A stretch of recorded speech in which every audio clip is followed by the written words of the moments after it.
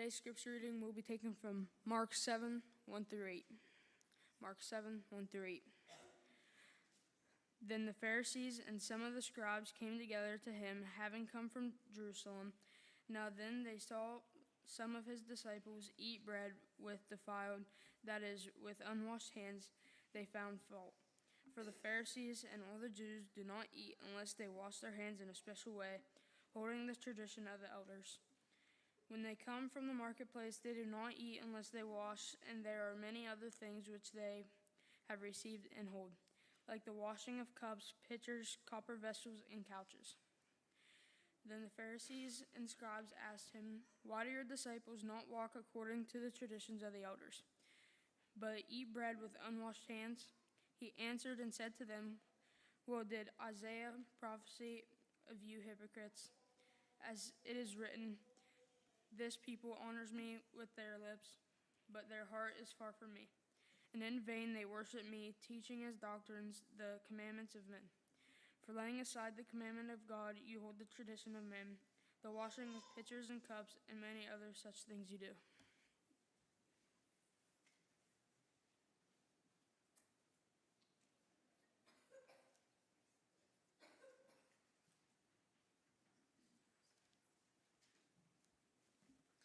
Good morning, everyone.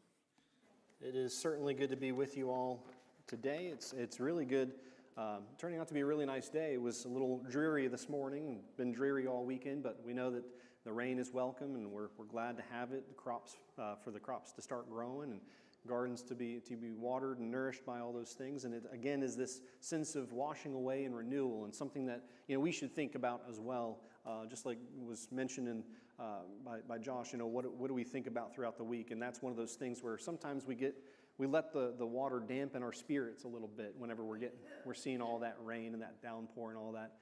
But what is that? It can be a good thing. We can think about the washing and that renewal of those things. So definitely been a good week, a busy week.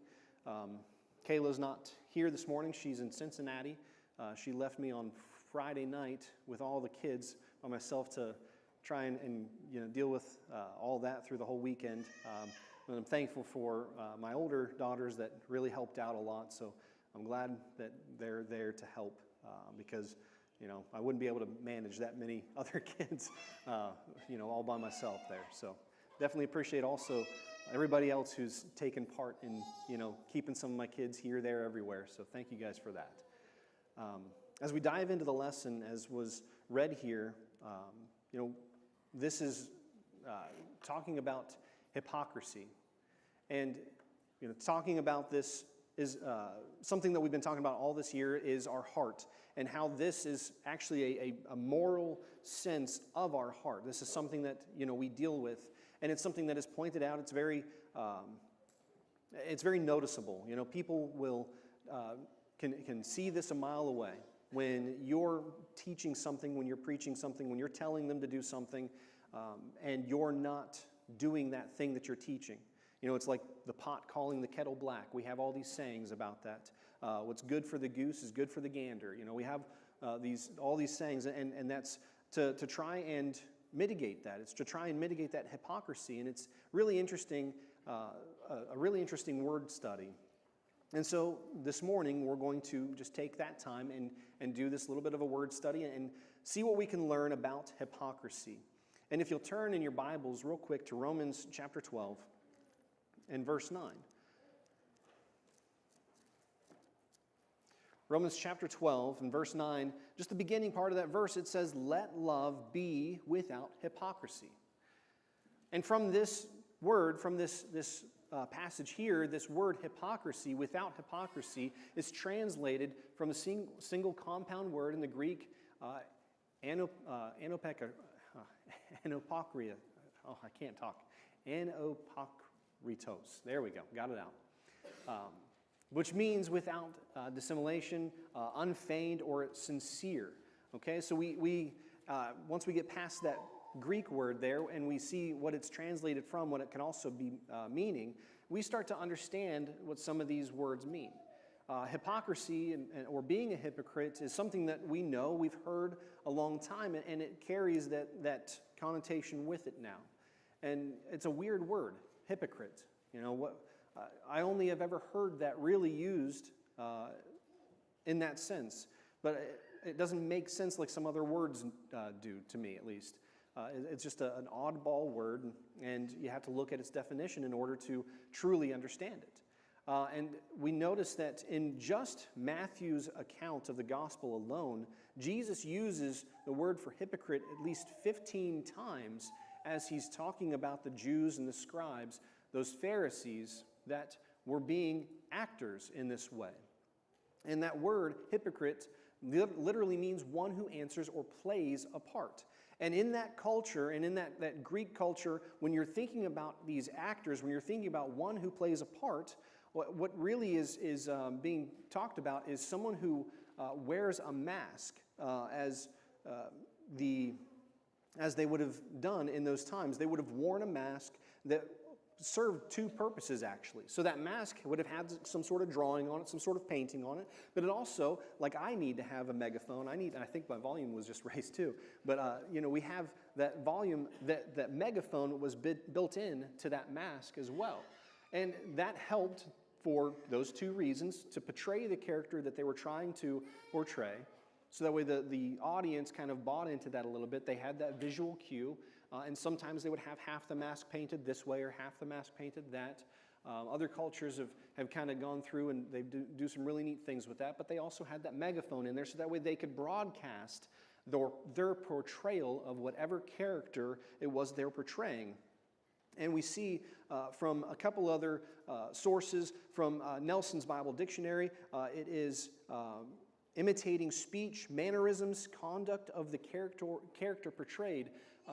Oftentimes you'll see, for example, probably not the greatest example, but Saturday Night Live, when you have these characters being portrayed, actors, famous people being portrayed by these comedians, and you see how they get the mannerisms down. And all you need is just a couple of those mannerisms, and we see people portray political people in, they poke fun at them, make fun at them, and I'm sure that we've all seen those kinds of things, and we know what we're talking about. They're acting or portraying that character, or rather, maybe a caricature of that person.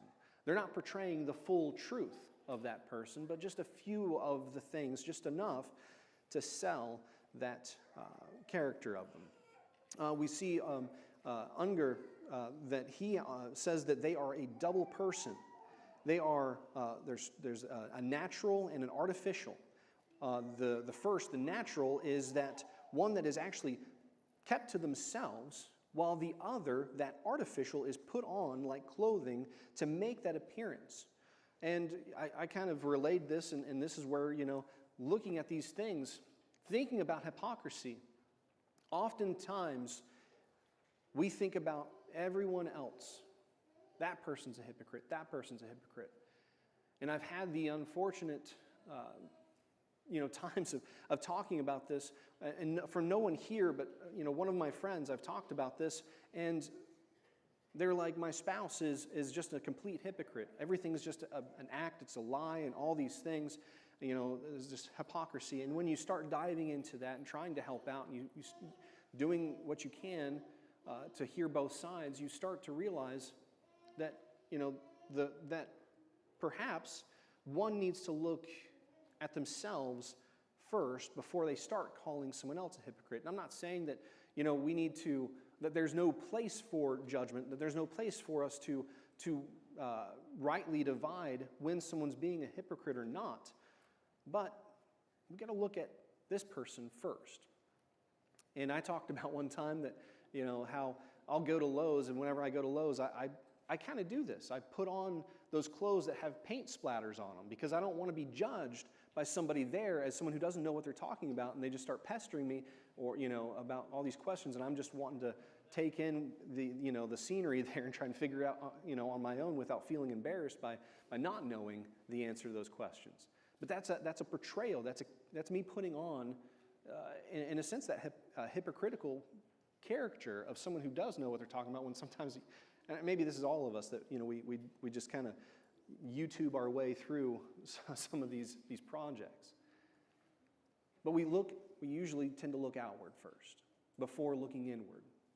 And so what we need to do is we need to take a moment and look inwardly. There is this individual. You may know him. You may recognize this guy right here. His name is Alan Richardson. Most recently, I think his most popular achievement is from Jack Reacher, the show on there. You know, he's taken my heart. Dwayne Johnson doesn't stand a chance now with this guy. You know, so this kind of guy, you know, you look up to because they look like, you know, a man's man. They look like all these things that you would want to be yourself, perhaps.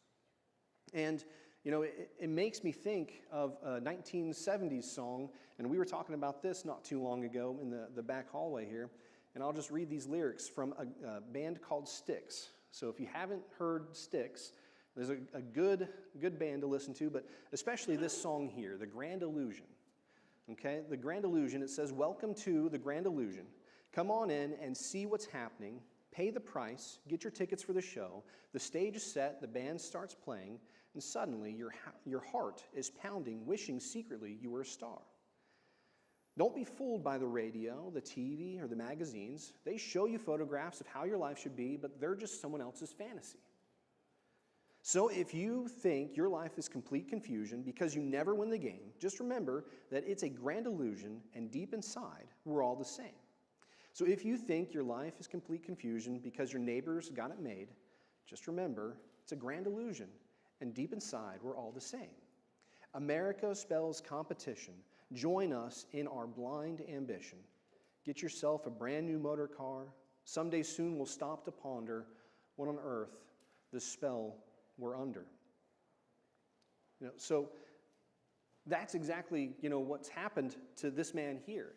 And any more on some podcasts that, if you look into it, this man has had a moment, a near-death experience. And I know that we could probably take several lessons and look at several people's near-death experiences and them coming back from that, and they have this kind of an epiphany in that moment that they didn't pass, and they were able to share that with people. And he has this experience because he got to the top of the mountain. He climbed to the top, and he talks about this hypocrisy that's in Hollywood. And he says, you know, that this is something that doesn't get enough light on it. And he had, you know, just kind of trying to climb that mountain. He said he had it tough, and he goes on through some of those experiences. But then he said he had a really good year. He said that he began the year out by you know, doing that manifesting thing, where that exercise where you write down those things that you want in your life, and that way you can manifest those into being. You want those things, you desire those things. And he said he was just rocking that list out, checking each box. And then he finds himself in that same year going into his house, a large house, owned lots and lots of things, going into his attic space where he can film his own movies because he's got it made. He's time to, you know, climb to the top. He says he takes a green extension cord and tosses it up over the rafters because he thinks that he's lost himself. He bought into this, and he says nobody talks about when you get to the top that all there is nothing. Nothing more than just the same stuff. So there's nothing else up here. And so he was battling all this confusion. He was battling all these things because this is what he's led to believe. I got to climb to the top. And he gets to the top. He says, now there's nothing else here. And he feels like he shouldn't be here. He feels like he shouldn't be there where his wife is. He feels like he's just, you know, down, and he's not really present for his children. And he says it's a terrible experience. And now he had this moment during that time where as he was hanging there, and he says that I climbed up out of that. He praised God for that he works out because he was able to climb up out of that situation. But now he's changing his life. He's changing his life. He's redirecting it because he says sometimes there's going to be moments when you feel like there's nothing left. And so he started diving into what is the real meaning of life. And so he started studying theology, started looking into religion, and found Jesus. And, you know, while every person has their flaws, and he's ready to admit he has some flaws, you know, don't we all? He said that way that he needed to look at it is not through the scope of looking out at every single other person and whether or not they're living up to these standards, but starting with himself. Where am I living up to these standards? So he said that, enough was enough, and now it's time to take a stand for his faith. And, he might face some backlash from it. He's ready to accept that. And we should be too. We should be too. Because as we go through this study, I hope that we learn just a few things about this. Is that the first thing about it is that hypocrisy is foolish. It's foolishness. Because whenever we think about this, when we are putting on this character of someone else, of a caricature of Christ, and if you know what a caricature is, it's those goofball drawings where they take a few of your traits and they draw extravagant things and make you look all weird. Are we a caricature of Christ in our Christianity, or are we putting on Christ and trying to represent him as he should be?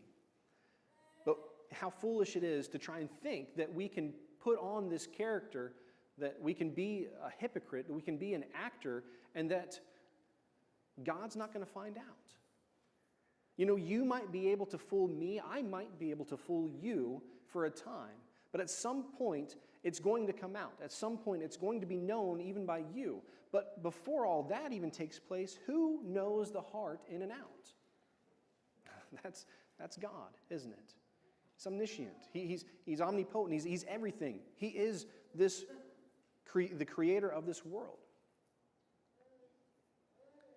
And so we see here in Luke chapter 12, verses 1 through 3, it says, "In the meantime, when an innumerable multitude of people had gathered together so that they trampled on one another, he began to say to his disciples, first of all, beware of the leaven of the Pharisees, which is hypocrisy.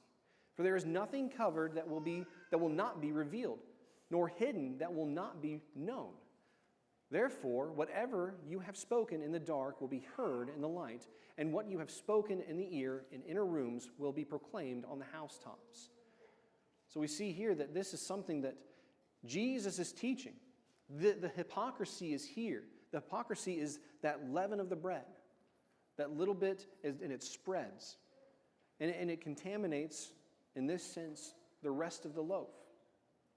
It permeates through it. But who knows the hearts?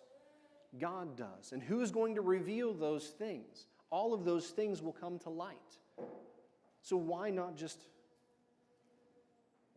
not hide? Don't hide those things. In Hebrews chapter 4 and verse 13, it says, "And there is no creature hidden from his sight, but all things are naked and open to the eyes of him to whom we must give account." At some point, we're going to give an account to God. And, we talked about this a little bit in Bible study this morning. We made mention of Jonah and the things that he had done as he was trying to get away from God's direction, get away from what God told him to do, and he goes and he hides. And he's trying to get on a ship to go the other direction. But God knew he could see him. There was no distance that he could have traveled where God wasn't going to be able to see where exactly he was. And eventually his story came out, didn't it? He admitted his fault, he admitted what he had done, and that he was putting others' lives at peril, at risk.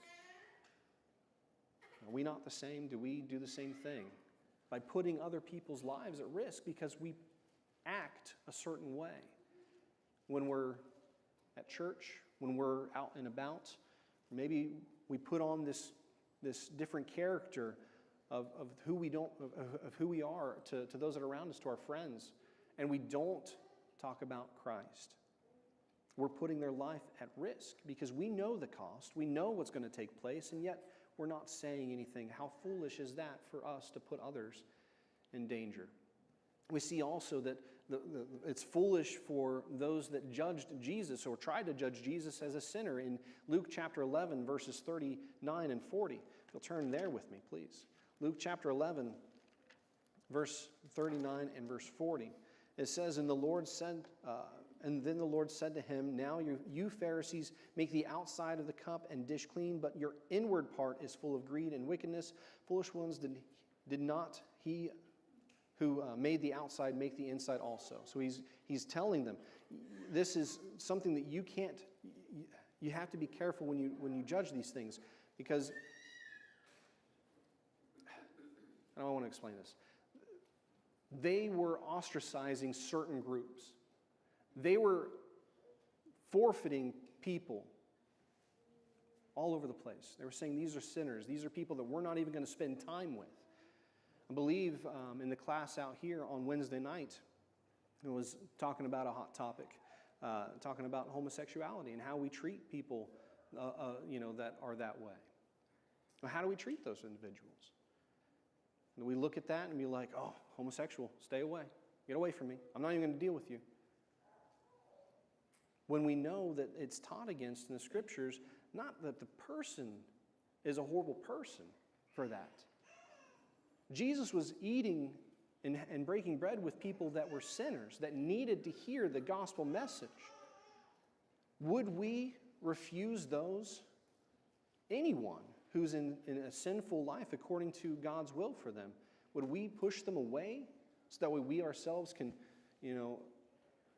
remain upright and remain clean and all these things, pious and all that, good reputation because I don't hang out with the ilk? No.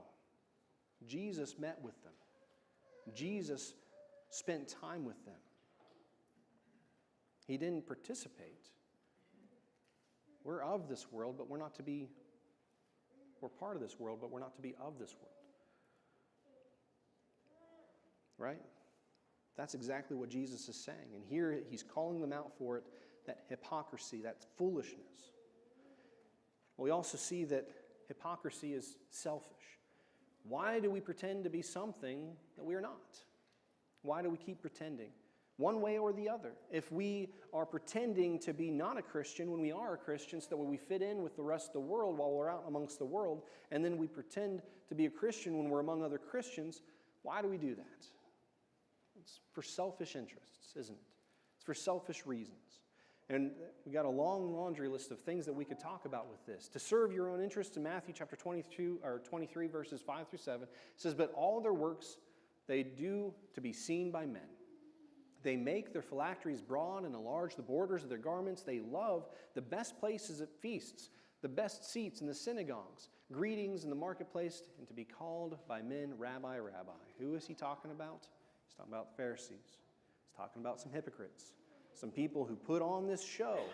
They put on this selfish attitude because they want to be seen.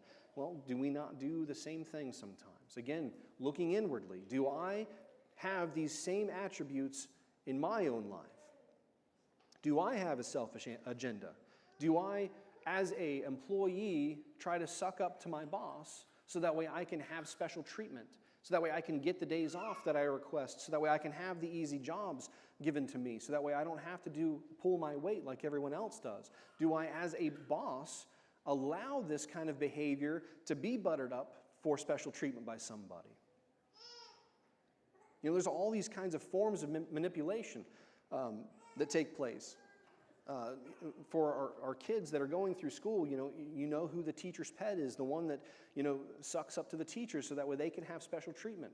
So that way maybe their grade is graded in their favor when they get something wrong that should be marked wrong, but the teacher overlooks it. I know what they really mean, and I'll give them a good grade. Think about our children. Who's the favorite child that gets away with all those things? Well, maybe the one that's trying to take advantage of that situation. We've got some coaches and an umpire in here. Do coaches kind of go up to the umpire to try and befriend them so that way whenever there's a hard call to be made, that you get your way, you get some leniency in that. A good friend of mine's an umpire, and he tells me some stories about those kinds of things. They butter you up until you take a hard stance against their team, and then all of a sudden, you're not their friend anymore. Same thing for us in this life. As we go through this life, are we doing any of these things? Any of these forms of manipulation?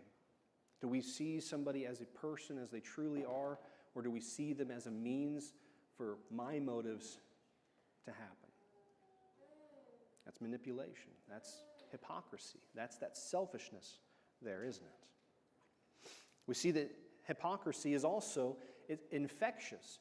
So when one person decides to live a lie, it can embolden others to do the same. In Galatians chapter 2, verses 11 through 13, when Peter had come to Antioch, I withstood him to his face because he was to be blamed. For before certain men came from James, he would eat with the Gentiles, but when they came, he withdrew and separated himself, fearing those who were of the circumcision. And the rest of the Jews also played the hypocrite with him, so that even Barnabas was carried away with their hypocrisy. He's talking about a real problem that took place in those times, is that during that time when there was this, hey, should we be carrying over some of these laws from the Jews? They need to be circumcised as well. They need to do this and they need to do that. And they were throwing all these extra burdens to the Gentiles who were getting to know what they should do. And so there was this mistreatment happening. It was not just. It was not right. And so Paul had to go against that because other people were falling in line to that. Again, we were talking about that in Bible study, about false teachings, false doctrine, and how do you deal with that? You have to take a stand for it. You have to take a stand against it. You can't just let it go. Well, Paul could have done that. He said, he could have just let it go and let it work itself out.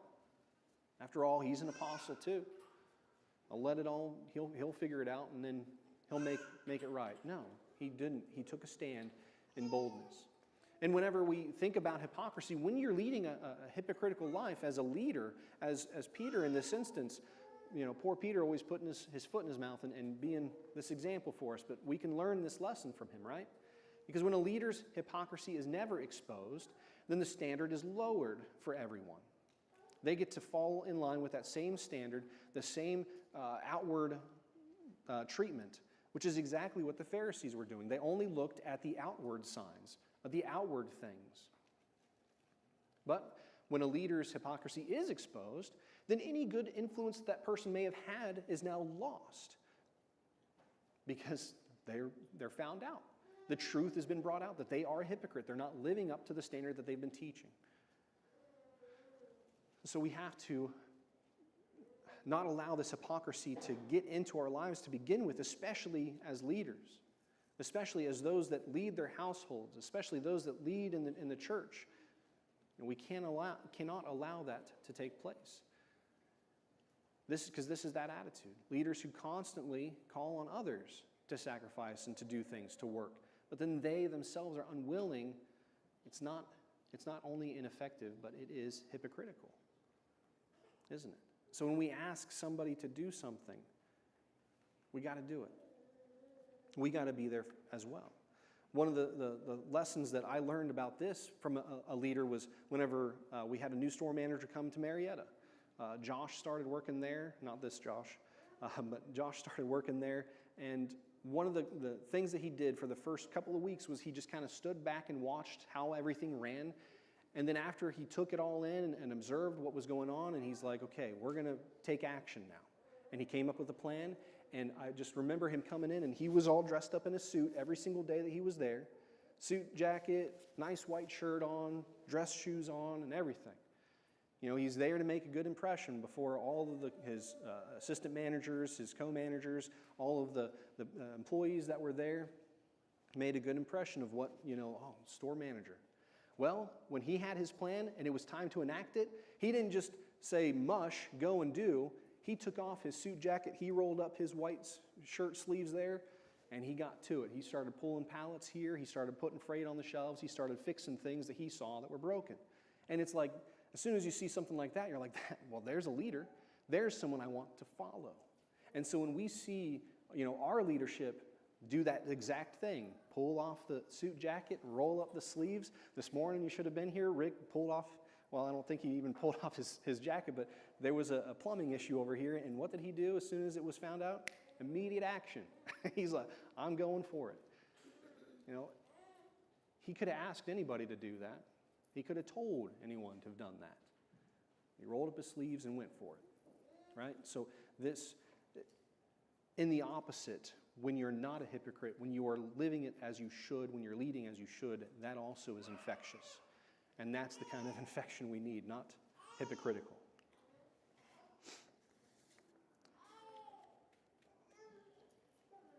Hypocrisy is heartless. And so when it comes to the study that we've been talking about this year so far, talking about these things, hypocrisy is like completely against it. It is the opposite of what we want. It is the opposite of what we work for. Because when we look at what these individuals that are hypocrites do, especially as we see from Christ's teachings against these hypocrites and exposing the hypocrites of that time, we see that there's this huge contrast in their lives. The contrast between the lips and the heart. In Mark chapter 7 verse 6 it says this, "And he answered and said to them, Well did Isaiah prophesy of you hypocrites, as it is written, the people honor me with their lips, but their heart is far from me." When their heart is not there, they are heartless towards Christ. So if I am living hypocritically, my heart is far from Christ. I'm heartless. I'm heartless against him. That's not a good situation to be in. And we see that the hypocrite learns to make arbitrary distinctions in what God requires of himself and others when they fall into this. They start looking at these things and they start, as they would have done when it came time for giving. They gave to they took it way too far. Out of even their gardens, the things that they grew at home, they would give 1/10 of every little thing, is what it talks about there. You do all these extra things, but your heart isn't in there. And so that's what we talked about again with the Lord's table and with our giving, and how it ought to be done is with our heart, with a good heart, with a clean heart. Not this is something that's required. I have to do this. It's a checkbox that I have to fill in. But rather that I'm willing to do this. My heart is drawn to this. I want to give as I've been prospered. I want to give as much as I can in accordance with God's will. Or I can only afford to give so much, but my heart is in the right place as I do make this sacrifice. Let's read these passages. Let's turn to Matthew chapter 23. Turn with me there, please. Matthew chapter 23. Verses 23 and 24.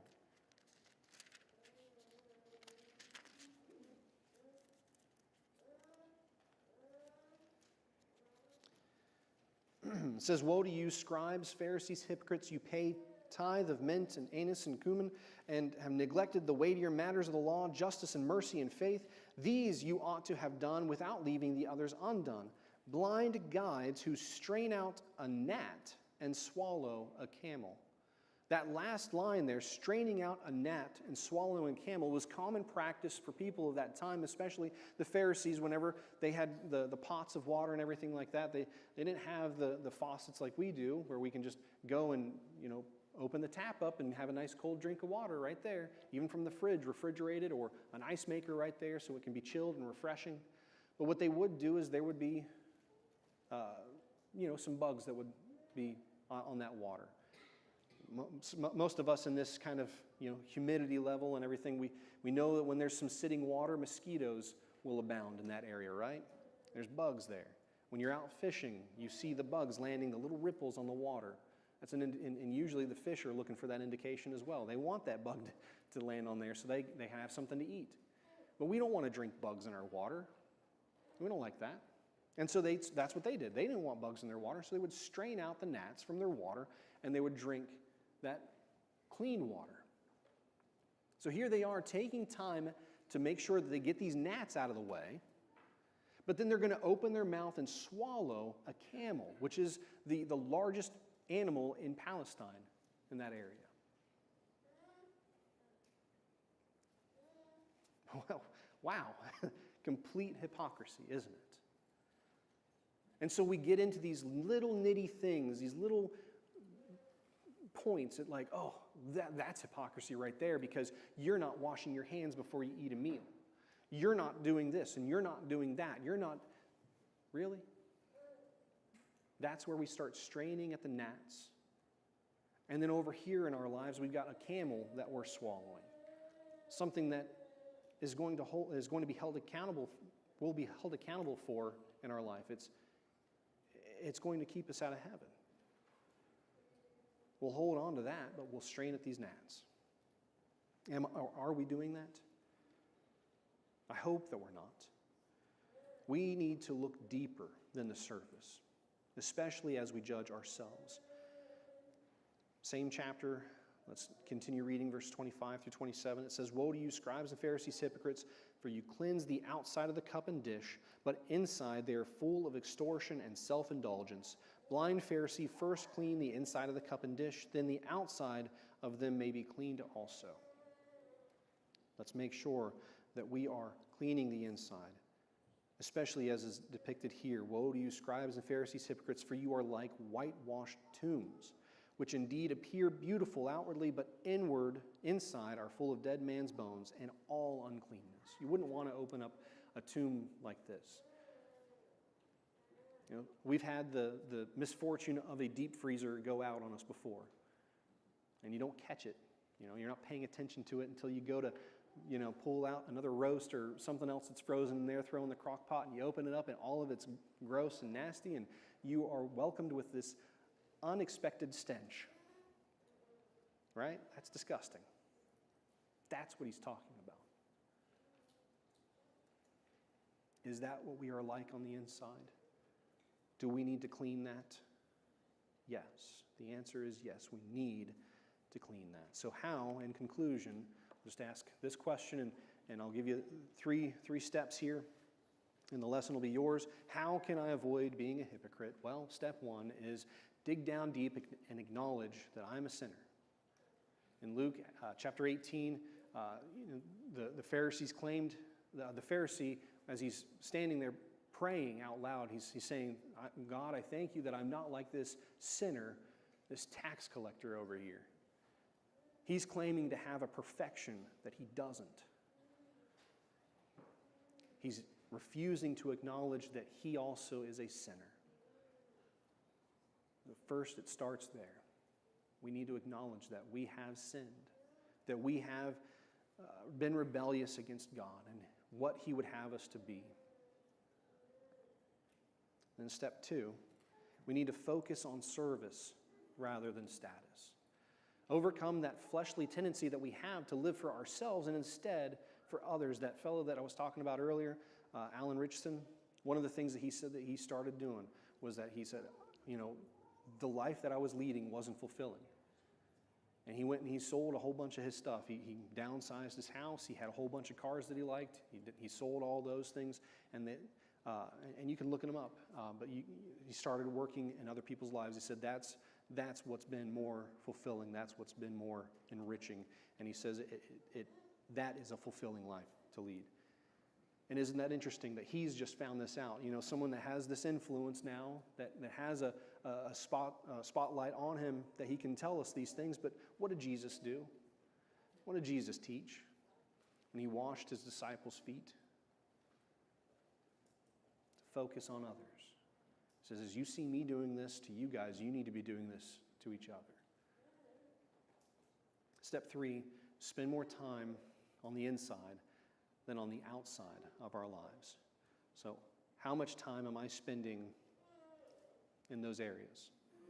Am I only on the outward appearance, making sure that I'm dressed to the nines, that I'm doing this, that knowing that I'm under a spotlight, or knowing that I'm under the microscope in somebody's eyes or something? Am I making sure that I'm always, dealing with that? Making those impressions with our clothes, with our car, with our homes, with whatever, dressing up with, getting our hair done up nice. What am I doing? Am I spending all this time on those outward appearances? Or am I spending time in prayer, in Bible study, reflection on how I can change, using the scriptures to guide me on how I can be better, confession to one another, confessing our faults one to another so we can help each other get to heaven? And when we had that opening verse, Romans chapter 12, verse 9, where we looked at that word for hypocrisy there is a love that is without hypocrisy. And that is God's love for you. It is Christ's love for you. Christ, whenever he was facing those last few hours of his freedom before he was taken captive, he could have called more than 12 legion of angels He could have ended it right then and there, but his love for you and for me was great enough to endure that cross, to die on that cross for your sins and for mine. And he was buried, and he was resurrected, so that you can have forgiveness of sins, so that you can have hope of eternal life in heaven with him, where he is at, preparing a place for us, and he'll be sent. He'll come again. Will you be ready? Or will you be found acting? Something serious that we should think about. And I hope that you do as we're about to sing this song.